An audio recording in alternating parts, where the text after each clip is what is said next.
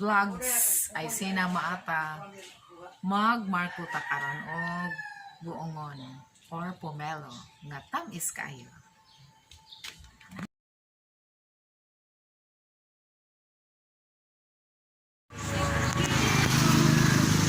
Hello guys, magandang umaga. Matagal na sa panahon na ako ay nagmamarkot. Pero sa ngayon, nasisiyahan ako dahil nang nagmarkot ako, kitang-kita ko na ang mga bagong ugat. Talagang successful pala ito. Kaya,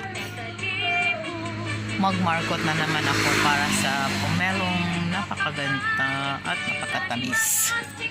Ito ang gagawin ko ngayon. Yung bunga, oh. May mga maliliit, bagong bunga.